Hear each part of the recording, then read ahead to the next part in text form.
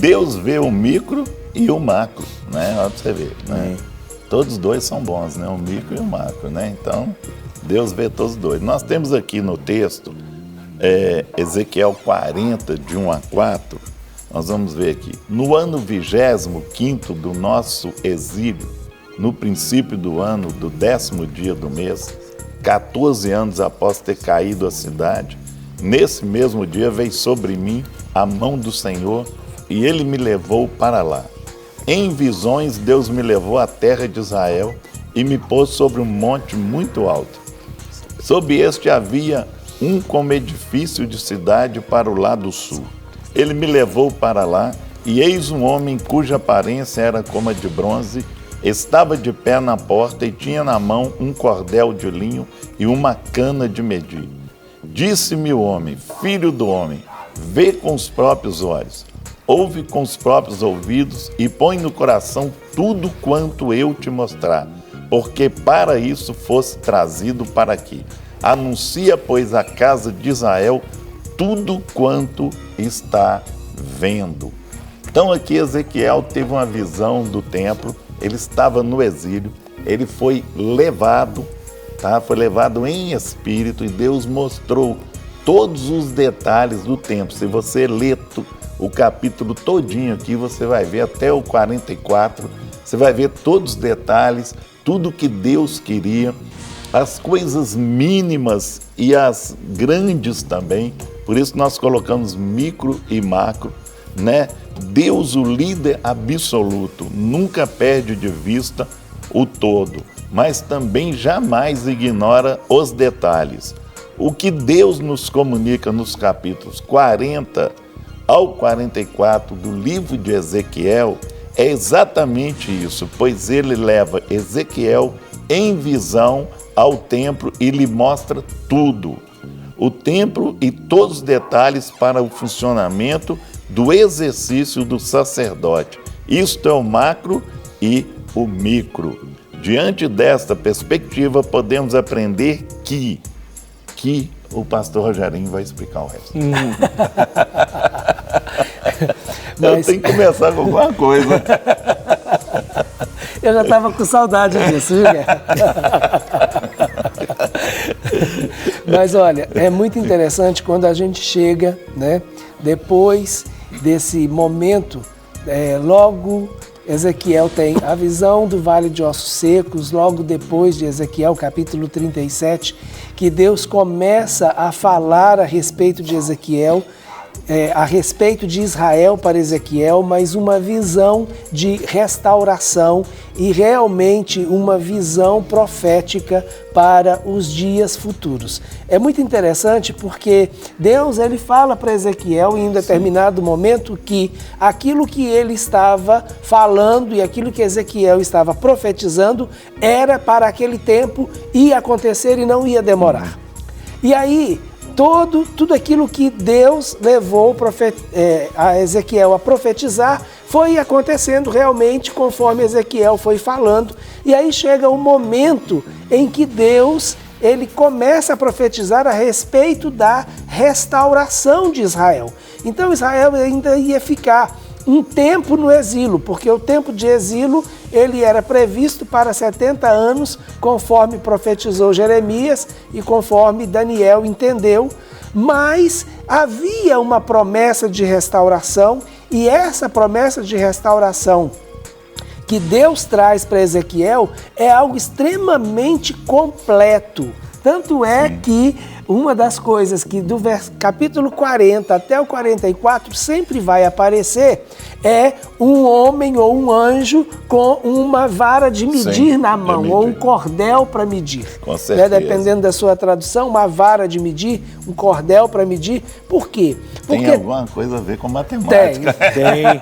Tem. Tinha que ter, né? Mas tem que ter. Gente, a matemática faz tudo. Parte da vida. As medidas tinham que sair. Tinha que sair. Mas Deus, ele, na realidade, com isso, ele está dizendo que há uma medida, há um padrão e há realmente que se olhar não apenas para a perspectiva do macro, mas também os detalhes, isto é, a perspectiva do micro. E nós vamos ver isso. Então Deus, ele simplesmente não mandou que reconstruísse os muros, reconstruísse a cidade, reconstruísse o templo, mas ele deu as medidas para essa reconstrução, os cuidados que deveriam ter nesse processo de reconstrução.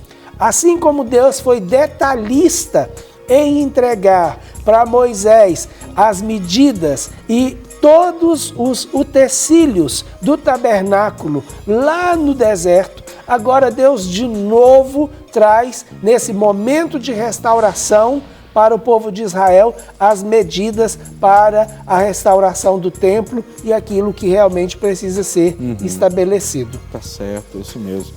Nós temos já algumas participações, tem uma aqui do nosso querido Tiagão. Olá, pastores, guerra, 5 para ele. Aí, ele mandou 5 para você. Rogerinho e Rogerão. Amém. Fui contratado por uma empresa na semana passada e vou dar aulas. Que bênção, hein, Amém. Tiagão? Deus abençoe, Estou Tiago. com medo, rapaz. Que medo, rapaz. Medo de não dar conta porque não estou com ânimo. Vocês poderiam me dar uma palavra? Claro. Jesus abençoe vocês. Queridos jovens do Senhor, abração. E aí, Guerra, você que está chegando fresquinho agora. Josué 1 para você. Pensei nisso. Você vai ler Josué 1. Testifica. Pronto. É o Testificou. capítulo inteiro. O Pronto. capítulo inteiro. Pode aí, ó. Tá aí a palavra para você. Vai nessa tua força, Tiago. É isso aí. Isso. Viu? Pega aí, estuda aí, que Deus vai te dar, falar com Benção você demais. nesse capítulo aí. Bom dia, pastor, por favor, ore por mim, porque eu sou tão sozinha que me sinto triste. Obrigado, que Deus abençoe todos. A Jaqueline, DDD 84, lá de Natal. Ok, Jaqueline, vamos orar por você. Você não é sozinha, não. Você não está sozinha, não. Não é? A única coisa que precisa só ser desembaçado os teus olhos, né? Os olhos espirituais, para você perceber que você nunca esteve sozinha e nunca vai estar sozinha. Não é? E essa percepção que você precisa entender. Piauí também está na Rede Super, nós amamos, amém. Glória a Deus. Um abração aí para os nossos amados irmãos de Piauí. Quem nasce em Piauí é o quê? Piauiense? Eu acho que sim. Você já esteve lá, Guerra, Piauí? Eu não, de avião, nem de avião. Pior que nem de avião, só em sonho. Amém. Ok. Mas Rogerinho já passou, né? DDD 33. Passei rapidinho em Teresina. Tá vendo aí? Passou. A paz do Senhor, ok, a paz do Senhor. Obrigado. Bom dia, pastores. Queria muito saber se Maria é a nossa mãe do céu. Como uma pessoa me fala que eu erro quando digo que não, né, que não é. Por favor, vocês podem dizer alguma coisa? Pastor Rogerinho, ó. Pastor Rogerinho tá aqui.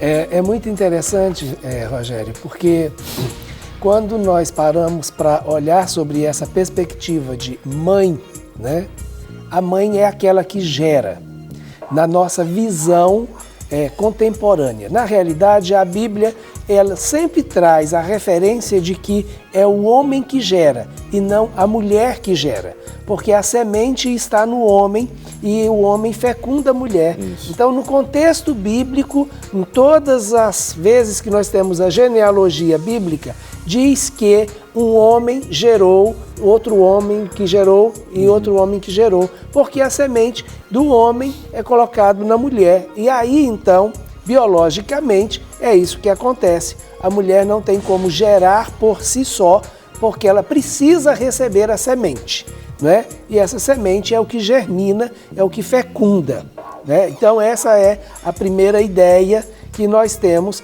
no contexto bíblico. Segunda ideia que a gente pode ver é que da linhagem, mesmo que ela tivesse gerado, né, nós viríamos da sua linhagem. Então, por exemplo, nós somos filhos de Adão. Por quê? Porque fomos gerados e todos os homens foram gerados a partir de Adão. A palavra de Deus também diz que nós fomos gerados a partir de Adão em Eva. E a partir daí, ela passou a ser, não é isso? A ideia da mãe de todos os seres viventes. Então, se nós tivéssemos que ter uma referência feminina para que nós pudéssemos ter essa mãe no sentido espiritual, essa mulher seria Eva e não seria Maria, porque todos nós nascemos de uma linhagem humana, né, como Eva gerou todos os filhos humanos. Nessa perspectiva aí, vamos para o outro lado, que é a perspectiva espiritual. Numa perspectiva espiritual, nós fomos gerados em Cristo e não em Maria. Então, ela não tem esse respaldo para gerar alguém espiritualmente. Então, nós fomos gerados através de Cristo Jesus. Então, na realidade, nós não temos uma mãe espiritual, porque nós fomos gerados a partir de, espiritualmente falando, através de Cristo Jesus, porque aí o nosso espírito, através de Cristo Jesus, ele é vivificado. Esse é um dogma que foi estabelecido pela igreja, né, depois do século VI. Então, não é um dogma, inclusive, que veio junto com a igreja primitiva. Esse é um dogma que a igreja estabeleceu e estabeleceu muitos séculos depois.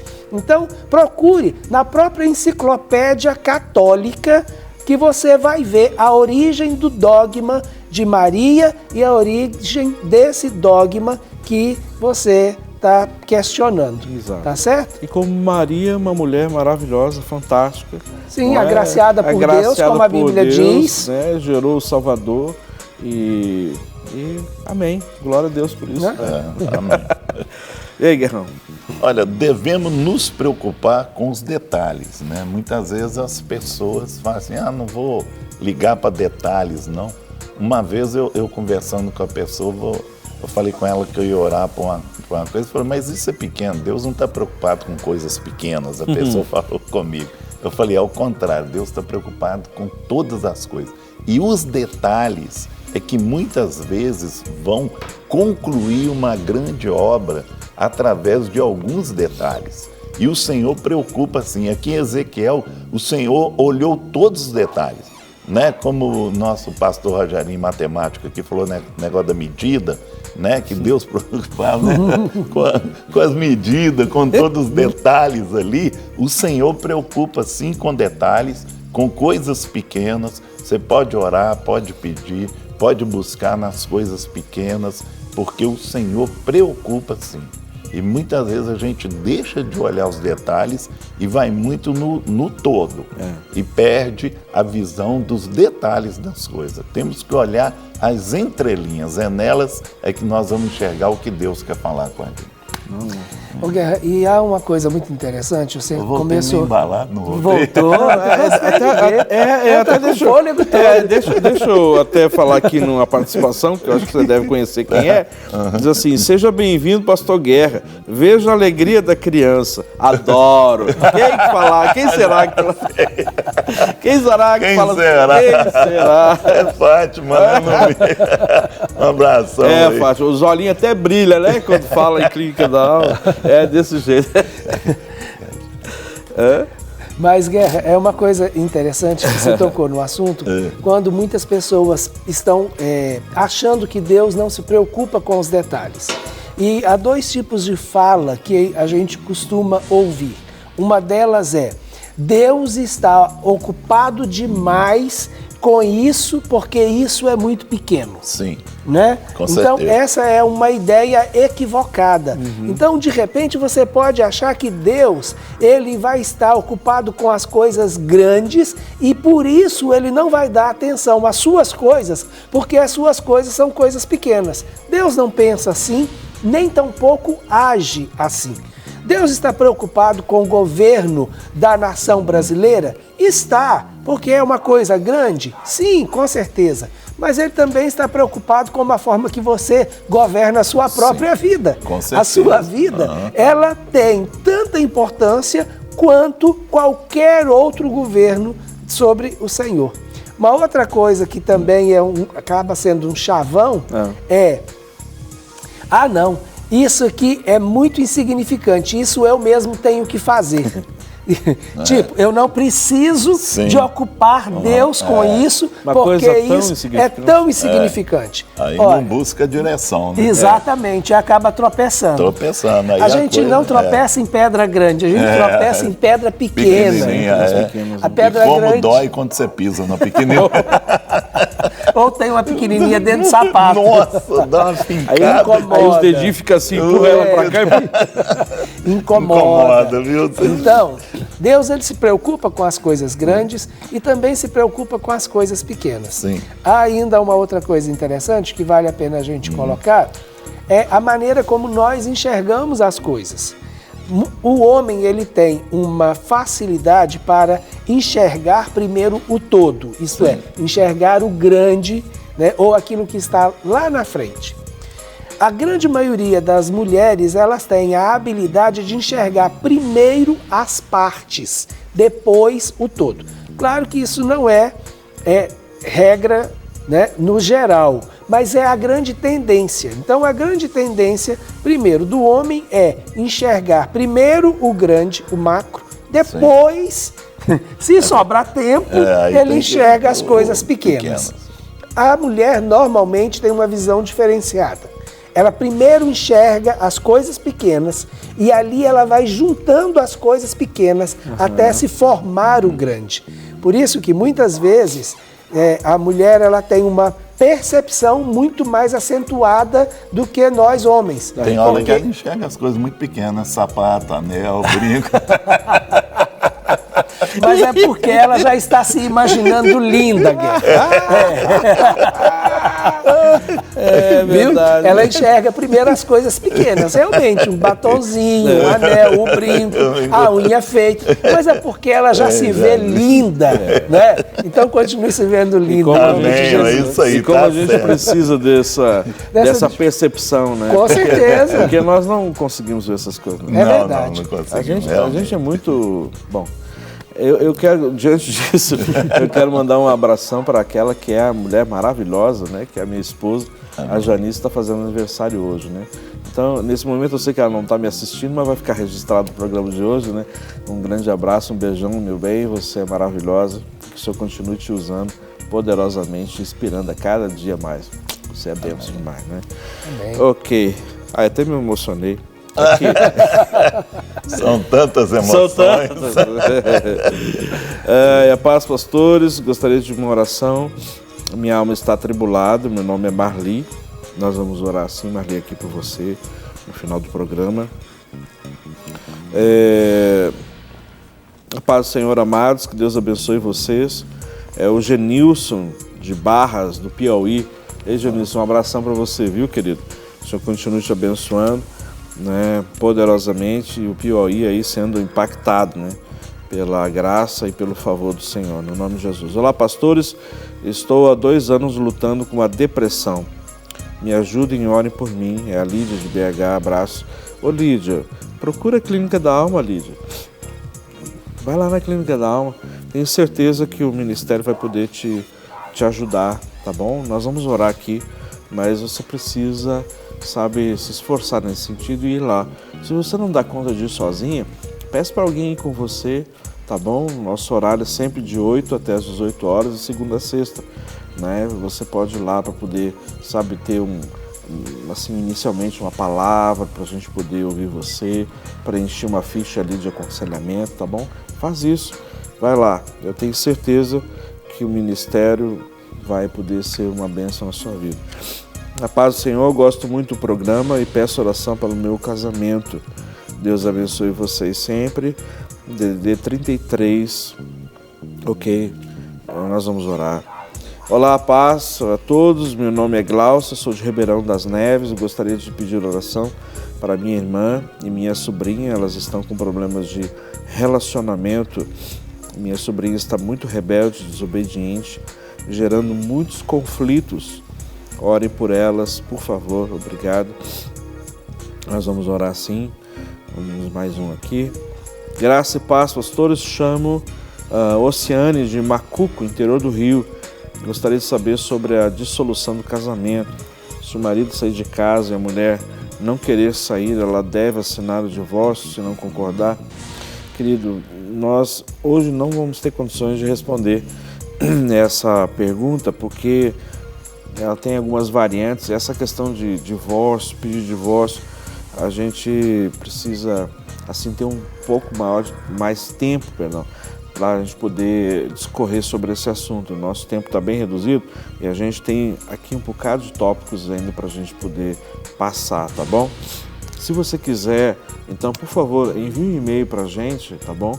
Pedir para a produção colocar o nosso e-mail aqui e aí relata com mais riqueza de detalhes assim a respeito de tudo que aconteceu ou está acontecendo, para a gente poder, de acordo com aquilo que a palavra de Deus nos orienta, a gente poder passar isso para você, tá bom? Mais um.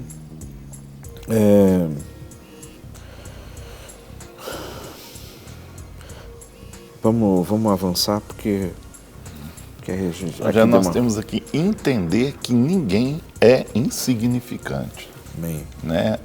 Dentro de um corpo, a gente entender que toda peça ela é importante, não é? Todos que fazem parte são importantes.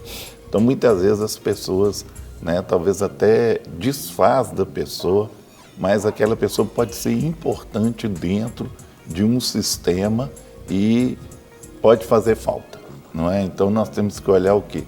Todos são úteis para Deus, todas as pessoas. Deus não abre mão de ninguém. Muitas vezes nós estamos abrindo mão, estamos colocando a pessoa como significante. Muitas vezes aquela pessoa é uma peça que lá na frente vai ser importante para montar o quebra-cabeça. E eu quero já aproveitar a guerra e dizer isso para nossa irmã lá do Rio Grande do Norte, que mandou a mensagem falando que está sozinha. Olha, você nunca esteve só. Por quê? Porque você tem um valor, e esse valor e essa identidade que você tem, só você tem. Deus nunca deixou de estar com os olhos sobre você. Você pode até não ter tido o reconhecimento das pessoas ao seu redor, mas você significa muito para Deus. Não há ninguém insignificante, não há ninguém sem um destino, não há ninguém sem um propósito. Ainda que você não tenha alcançado com clareza qual é esse destino, qual é esse propósito, creia que o Senhor tem um propósito para você.